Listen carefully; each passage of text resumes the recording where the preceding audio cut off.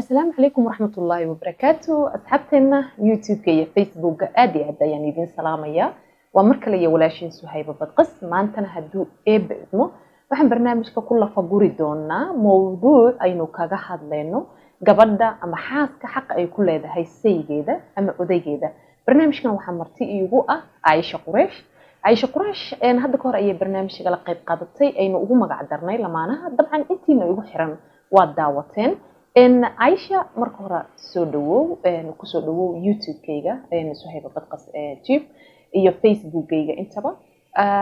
عايشة بل سؤال أوريس أن كويدينا يوم حياتي إن حقوق ذا أي قبل كل هذا هي سيدة. بسم الله الرحمن الرحيم. الحمد لله رب العالمين وأصلي وأسلم على من بعث رحمة للعالمين صلى الله عليه وعلى آله وصحبه أجمعين. أسأل الله سبحانه وتعالى أن يجعل عيشتكم سعادة وأن يملأ بيوتكم طمأنينة وبركة ومحبة وعضوضي كليهن وفردهن فقد وحيال بدنا كمده inkastoo aan aaminsanahay nafaqada laga yaabo ninka haduu waxaysan gabadha islaamada inay saacido mise ay la qabato masaqadi mise ay ka tanaasul wax dhib uma arko xaqiiqatan laakiin anagu waxaan ka hadlaynaa waxa ay zoojkeeda ay ku leedahay laakiin hadda maanta aktar waxaan ka hadlaynaa gabadha muslimada xaqqa ay leedahay ee ninka ku leedahay horta xuquuqda ay gabadha muslimada ninka ku leedahay fara badan tahay dadka waxay u arkaan markasta zawjada in ay xaq iyada kaligeed ma aragtay ninka inay siisato laakiin saas ma ahan xaq ay ku leedahay horta inta u hore waxaan dalbaya in hooyooyinka iyo wiilasha ilmadooda ay soo saaraan waxyaalaha ayagoo yar ay badan ku wax kasta waa xilliga barbaarinta waxay kurinayaan guriga sidoo ma aragtay oo qayb qaadan lahaa cuntada jikada inuu ka soo qaato uu geeyo ma aragtay uu soo aruuriyo oo wax la qabto marka tarbiyada soo wanaajisid oo shaqadii wax kasta ku barbaarisid barina sidaas oo kale ayuu ma aragtay reerkiisa iyo gurigiisa uu gargaar oo u saacidaya hayshooy in waxa jirta ka soo koow nafaqada oo taas waajib ayayba ku tahayba sida aad sheegteen laftirkayga waa kula qaba hadii aan wax yar ku darsado gabadha hadii ay wax haysato oo ninka uusan waxba haysan in la iscaawiyo sababtoo ah qofkan waa qof aad israbooteen jeclaateen isguursateen dabcan ubad wada dhasheen ama maba aydan dhalinba laakiin si kasta ay noqotaba in labada qof ay noqdaan dad iscaawiyo nolosha ka sokoo marka nafaqadaas nolosha nafaqada kaliya kuma saabsano marka la yiraahdo lamaanaha waxyaabo badan ayaa jira qofka xitaa niyadiisa qalbigiisa jaceylkiisa waxyaabo badan yay gabadha iyo wiilkaba ay u baahan yihiin marka maadaama gabadha aan ka hadlayno bal ka waran xagga dhinaca emotionka ama gabadha rabitaankeeda ku saabsan qalbiga ninka wallahi horta taasi anaga Soomaali ahaan mujtamac Soomaali ahaan ma ku badnay ninka waxa laga yaabaa guri inuu ku siiyo lacag badan ku siiyo hanti ku siiyo laakiin qalbigiisa inuu ku siiyo aad u yartahay waxay aaminsan yihiin naagta haday waxa weyn siya inay jecelisan وكتبي وكمقناني يعني لكن قلبي جيسه ما سينه انا قلبي جيسه ما سينه كله بنات لبد قفور ما كيسجوغا النبي عليه الصلاه والسلام ما كان سوق على انتصالان النبي عليه الصلاه والسلام انتظر واسلع جيجي عائشه هوينك waxay jeceshay aad markay joojkeeda cuntada la cunayso ninkeeda la cunayso كان يناولها حديث markay cunto ayada ma arko cunsiin jiray حتى النبي wuxuu u fiirsan jiray meeshii biyaha ka cabaysay ماشي هيلب ka goosanaysa علشان asoo qalbigeeda ilaalinaya nabiga Muhammad sallallahu alayhi wasallam kalimaadka hata nabiga uu lahad jiray Aisha waa kaymaanka itriya rasuulullah ka waran ma aragtay waadi meel oo xoolo ku sii deysay geedka la daaqay kan la daaqin keed qaadan lahayd nabigu iska fahmay yani waxay ka wadaa aniga bikir baan ahay zawjaadkaada waxa weeyaan waxay aan garooba nabiga muudin alayhi salaatu wasalaam ma idanaad ka leedahay dantaa wada toon garan kaas wuxuu yiraahday geedka la daaqay dabcan soo ku dhilagelina Aisha radiyallahu anha ninka Soomaali in markas zawjadiisu uu dhawaan ku jecel waan jecel u arka in ay radanimadiis wax kaga dhacday laakiin sababtu maxay tahay waxaan fahamsanayn waxay tahay Aisha in qofkan bini aadanka ah marka aad guursanaysid wuxuu ku imaadaa rabitaan sax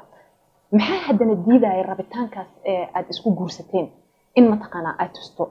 oo aad jecel tusto ilaan jecel marka uu jiro gurigaas aad u wanaagsanaanaya soo maaha صحيح لكن أنا waxaa aaminsanahay horta nimanka Soomaali intooda badan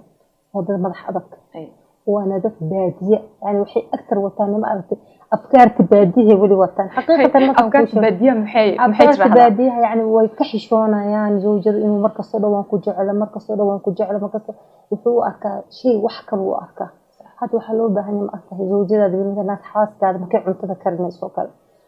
waa qof maanta dhan ku shaqeynayso cunto ku korinayso guri ku hagaajinayso guri ku nadaaminayso in aad raqba galiso jecel galiso بالفترة جكدا أو سو جلسة ما شاء الله تبارك الله أنت هذا كرد ساس وعنا أفيرسي أو تهم حفيرنيسا وحنفيرنا الله إلهي يقدر يكاسين لها صعون وران لها وان لا يابنها وإنا أكون مغناتي وإنا أفيرسي تايم كان ما بقصينا أنتو كوبوحين مال بكوبوحين وحكس كوبوحين تقوى عرض ودقاجين اللهم ولا يا مالي ما هرو شارع عسل كل ججر إن حقول الوضوض لكن كدم بي وأذكته هم لازم يقولوا ما تتحرمك ما يقولي هذا حرمك جعلها إن شاء الله مش حرمك هذاك عالم دنك عنك اسمه إلا صومالي معها صومالي ده قبلنا يمكن وسيس على إذا ويتوسعته يعني حتى وحلقيها وحرم ما قد دوافيسان إنه الله يستح بقى أيضا يقولي صوصع يعني وحو كحشونها إنه قعنت قبتها قعنتها تا إنه قبتو كحشونها ilmihii bay wadaa boorsadii wadaa wax kasta wadaa dadkan kale gabadhii ilmihii waa loo wadaa boorsadii baa loo wadaa wax kasta ayadu way xamaalsanta waa arday gabdhaha Soomaali si u dayacan yihiin meel kastay joogaan ilmihii baa looga tagay mas'uuliyadii baa looga tagay wax kasta looga tagay sanawaad hata dhalmadii laga tagsi intaas sana laga maqnaa waxaas waxa lagu leeyahay intaas awooyaasha ay sameyn jireen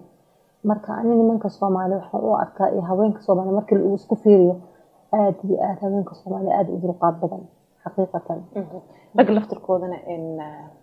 Aisha waa ku jiraan waxaas ka sheekeynaysa dhan sameeyo oo garanaya marka isku mid maaha bini aadanka Aisha mararka qaar soo ma dhici karta gabadha laftirkeeda in aysan barabinba ninkan inuu dhaho waa ku jeclahay jikada markay cunto ku karinaysa sida aad sheegtay kale inuu u soo galo uu dhaho hadda adiga aadan ku haysan lahayn mataqaana arintayda si kale noqon lahayd oo waa mahadsan tahay dabcan laftirkooda dumarka soo kuma jiro kuwa aan barhabeen basaas in looga صحيح لقد إلهي القرآن كيس وحكيري ولهن مثل الذي عليهن بالمعروف وللرجال عليهن درجة والله عزيز الحكيم أنت وحاوي هوينك مع لغة بالعرب حق لغة بالعرب لماذا؟ لأنه على الأمين ضعيفته صح وللرجال عليهن درجة يعني منك درجات زيادة وبنفقة دي يوحي كلا وانو غاني لكن بالمثل قفتها تقول ستي قف وحاولتك اسكمين معها دادا وحاجران فملي البحك إيمان دادا وحاجران فملي فقيرك إيمانيا دادا وحاجران فملي أو وحفهميك دادا اسكمين معها هذه بالمثل زوجين ويكوسوا لبستي يعني دادال كيدا يوصوا لبستي وحيكوسوا حرتي درع عقارا قربسار قدودا مصر بلوغ أو داداشي ما إنا ترادي يعني بادية قشيمة وحفهمين كذا لا ما شاء الله تبارك الله واداشي أدى أوفي عنته لكن حنجعلنا سلا إلى أسبسي لكن من كان مكوكو أركب حالة داد إنها ضعيفة من أول با ناكلوا غادي ودالي إن ناكلوا غادي ساس معها وإن أبقفك مركز تسديك واحترامتي سكة صباح نقطي عنتا ديتها كل شيء عنتا دي بلاد العنتان في عنين كوكر سمحة كوكر عنتا في عن يكر مالي وين ترى عنتا داد وين معاني لكن ما تواصل درقي ما شاء الله نيدي نيدها حتى ما كان لبسينيسي dharka surwaalka ishaarka isku fiirisay isku yihiin jakeedkan yani ra'yi ka qaadatid anaga ra'yiga haweenka ma ixtiraamno waxaa lagu dhihi qofka dumar way ra'yigeeda maxay sheega Khadiija radiyallahu anha ilaahay subxaanahu wa tacaala ayaa soo salaamay shifi darajadeeda wa awal mar'a aamanat rasuul sallallahu alayhi wasallam ilaahay uu soo salaamay subxaanahu wa tacaala maca dalika Aisha qofka cilmiga dhan ilaahay siiyay ahayd yani nabiga zawjaadkooda aaraagooda afkaarkooda ixtiraami jiray لكن معها بالمثل منك waxay ku dhig zawjadeeda ma ijixash markaas markuu intuu dhila wallahi waan ku jecelahay zawjadeeda tahay isaan baa tahay qamara tahay bisha tahay saanad wuxuu dhig hadaan ku jeclaan soo bada kugu tuureen oo hadaan ku jeclaan soo kuma fureen yani kalimaad waa dad kalimaad ka qalabsan بدلك هذا المستحى كله لهاي كله لهاي يعني أنا waxa aaminsan qofka dumarka waa caatifa waa qof iska jilicsan kalimaad waxay iska jecesho fiican markaad soo galayso waan ku jecla markaad bixiso wallaahi la-aantaada ma aragtay waxaas yaryar subax markaad bixayso barkinta hoosteeda waraaq yar u qor waxaa ku tirada waan ku jeclahay wallaahi la-aantaada maba noolaan kari laakiin insaan sanam iska ee sanam wuu sii socdaa wuu soo socdaa xataa kuwa qaar hadaa tira may jecesho wuxuu ku dhihi allahu aclam laakiin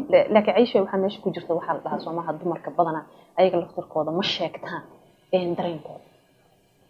tusaale ahaan xitaa hadda taa sheegay sidoo ah ma ijeceshahay oo kale kuwa dhahaya xitaa inay hadda wala xabiibati horta waxaa weeyaan waxaa la yidhaha alcaaqil yafham bidaliil qofka caqliga badan daliilka wax ku fahma haween qaara waxaa jiraan afkan ka hadlaynin laakiin aad marka aad soo jeedad inay kuusoo labisatay isqorxisay qamaroo kale iska soo dhigtay yani ma ish macnaa tahay aday kaa farxinaysaa soomaha adigana midda labaad waxaa weeye aniga waxaan arkaa dare yani zawjka waa dakar nin inaagoy ninka wax markasta bilaaba naagta wax ma raadaysa wax ma bilowdo laakiin adiga hadda xaaladaas aad israaciil nimanka qaar waxaa arkay markay seexanayaan gaaseedka sariirta la fuulayaan joornaalka akhrisanaya sariirta iskala saaran kuwa waxaa arkay maanta dhan fadhiyaan maanta dhan waad sugaysa halkaas u fadhiyaa niman u sheekeen waqtigaasaa laga yaran ku dhashaa soo kale casho soo kale u sheekeen 6 saac 8 saac bini waa iska seexatay ma kula tahay haddii uu jiri lahaa qaab wada hadal labadooda ka dhexeeyo wada hadal caadi ah oo mararka qaar inay fadhiistaan ay ka wada hadlaan oo isdhahaan dabcan waxaanan tabanayaa waxaan saan inay yihiin aan jeclahay saan inay ahaan lahaayeen aan jeclahay in dabcan uu jiri lahaa isku soo dhawaansho xagga qalbiga horta xaqiiqatan aada u fiicanta in labada qof ay yeeshaan fadhi isbuuci hal mar ay ka wada hadlaan waxyaalaha ka qaldan waxyaalaha sax laakiin nimanka qaar ma ogola nimanka qaar waxay ku dhahayaan anigaa saxsan arrinteedana hada taqalin time kuu maray yani hadda maalin dhow waxaa ii imaatay gabar arrintaasi ka hadlayso ninkeeda waxay tiri dhib badan ayuu ugu hayaa markaan aan wada sheekaysan wuxuu dhaha dhageyso hadaa furitaan rabtid sheego laakiin ani maa cindi kalaam time ma hay aan kula hadlo wallahi hatta heer waxay i tiri nabigana calayhi salaatu salaam markii oo loo dheelminay leelatul macraaj naartaa lagu soo arkaa haweenka nimanka Soomaali naartu kuma soo argamiya yani halkaas ay ka gaartay dhibkay dadku ku hayaan darteed marka waxaa weeyaan nabiga calayhi salaatu salaam laakiin mar walba waa jiraan kuwa mataqaanaa ogol in lala wada hadalkaas sax ma diidani nimanka ani kuma wada dhahay way wada xun yihiin ma ku dhahay laakiin majority nimanka waxaa weeyaan aad bay ma aragtay u dhib badan yihiin khaasatan ninka markuu unaa kala guursado dhibkooda way badan yihiin hadda ka hor waxaa dhacda xaj anoo xajka jooga nin gabar buu soo guursaday xaaska labaad buu keenay xajka waday iska garan nimanka markay naagta labaad guursadaan ta labadaa la badboodi markaasuu iimaal fuudir walaalay xaaska labaad kula xajiga adig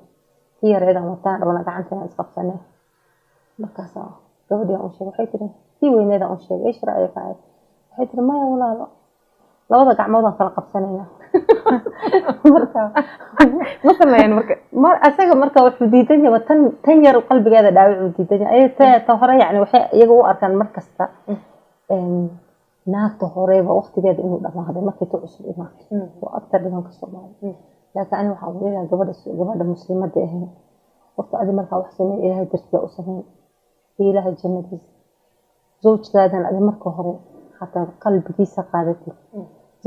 زواج دم وحوكا ما دبا لأن جروب فريس هذا تاقع في الجبنة ماي لما تجبنة صح أوريدي في مفتاح واحد ستة صح مركا مفتاح زوج كذا ده يستوي حكا ما دبا يسوق لكن نمك أكتر خوف أوين كانوا حنديه لأن نمك لا يوقع بصدق ناقو حأكل العقلة منك العقل كسو جيدا توح أرفع قروحته كسو جيدا مركا قبل يكرن يضيع عيسو لكن مركز سبحان جعلان لأنه قفك إلهي سبحانه وتعالى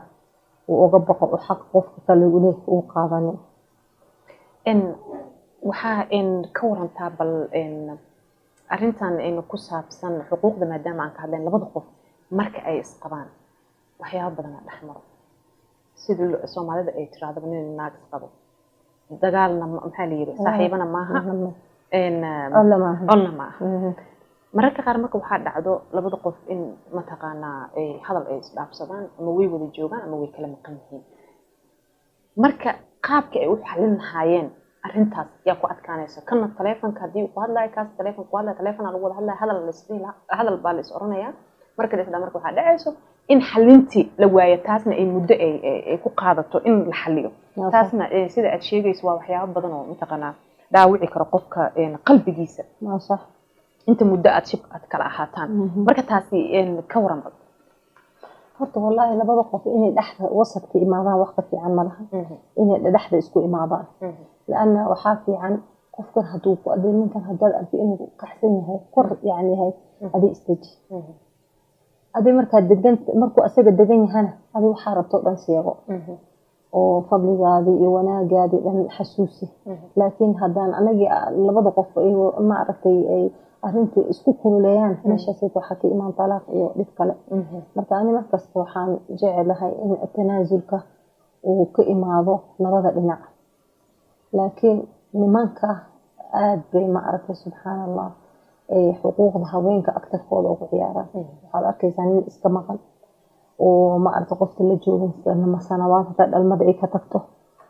ma ogolaado inay guursato ma furayo يعني واحد وأنا ما أقطع أنا ما قرنيس أو قفت نفسي جعل نينك الحدود ناكل إنه هلا ناكل نينك إنه هيش ما نفرة بس أنا ضبط حد فكرة طب ناكل ما يشوف جوجا بينه وقارب هو أنا أسأله مرتاح بقى هو قارب بثير وكدبت وقال وقتصوح وكله أنتوا زوجي ده كتقول وكله أنا في النان كبقى يخون كورسان وكله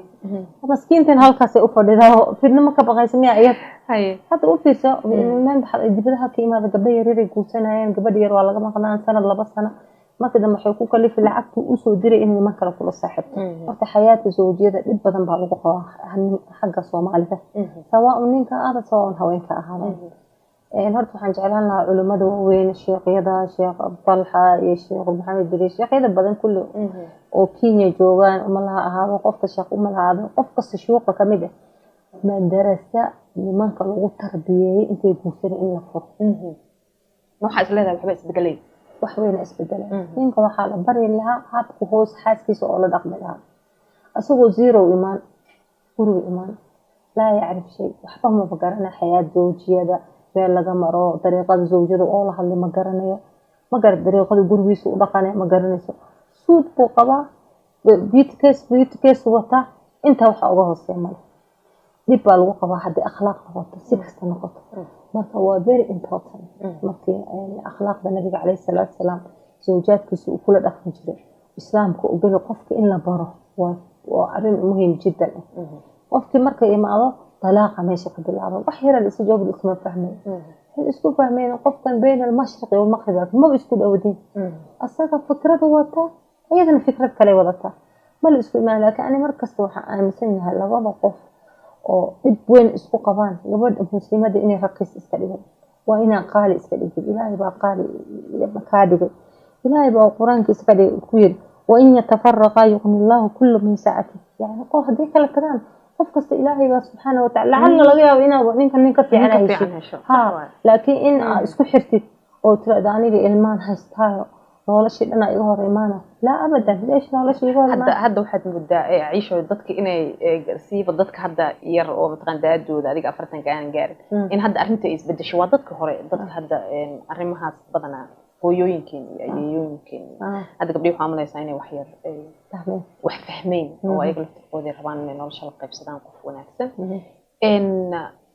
marka taabil cagsigeeda bal ka waran rag laftirkooda ayaga gabdhahooda tusinayo inay jecel yihiin wanaag u sameeynayo wax walba qof bini aadan u baahan yahay uu awood u sameeynayo hadana iyada laftirkeeda gabadhii aan balaga helaynin ba wixii laga rabay xuquuqiyaadka laftirkeeda uu ku lahaa sayidida wallahi aniga waxaan leeyahay gabadha ninka fiican haysato oo ninkaada wax kasta u sameeyo ninkaada si fiican u qabso oo intuu ku wanaajin in ka badan wanaaji mararka qaar waxa dhacdo dadka in mataqaan ay ku kala nool yihiin dalal kala duwan oo xaaladda iyo labada qof in mataqaan ay wada shaqeynayaan marka taas oo kala bal ka waran labada qof qaabka ugu wanaagsan ay tahay in ay isku caawiyaan xagga guriga حبيبتي أرد وحاول يعني أنت جوار بمانه waxay weydiinaysaa muxaadarada aan duubnaan dhahayno zawjku in madax laga tirtira dhigka oo la soo dhaweeyo oo kabaha laga siibaa ay tiraan waxaan ku noolay wadamadaas hal mar aan guriga soo galay ayaa la tirtiri oo kabaha laga siibiyo marka waxaa weeye horta la tacaawunka labada dhinac way fiican tahay taa wada daalantiin labadiina da istirtiro oo kabaha isbixiyo issaacida laakiin markas waxaa fiican qofka dumarka inay zawjkeeda iyadoo qadarinaysa u samayso laakiin nabiga calayhi salaatu wasalaam kaana fii khidmati ahli gurigii ku shaqayn jiray wax uu ka qaban jiray markii salaada la gaarana salaada uu carari jiray marka ninka inuu guriga ka shaqeeyo oo xaaska saacido oo wax la qabto oo la shaqeeyo way fiican tahay laakiin adigana maha inaad tiraahdo aniga cashadan karin adiga canjeelada dib aniga ficilkan inuu galo ficilkan iyo tartan inuu galo maalinkuu shaqada qaban waayana inaad la dagaashid ma aha laakiin waa inuu ku saacida hala xorriyadiisa inuu ku saacida siduu nabiga calayhi salaatu wasalaam sameyn jiray adigoo weliba si wanaagsan uga dalbanay adigoo si wanaagsan uga dalbanay ma inaad tiraahdo aniga waxaasan qaban dhartaan feerin adiga dharka dhaq maanisaan banyeer asala aadi qata laakiin ka dalab asagana waa inuu ku sameeyo asagoo sunnada nabiga calayhi salaatu wasalaam qaadanaya aad iyo aad u mahadsantahay Caaisha sida wanaagsan oo la qeybqaadata barnaamijkan adinkana asxaabteeda aad iyo aad ayaad u mahadsantihiin waa kuwa Facebooka iyo kuwa YouTube-ka dabcan dadka aan nagu xirnayno waxaan jeclaan lahayn in ay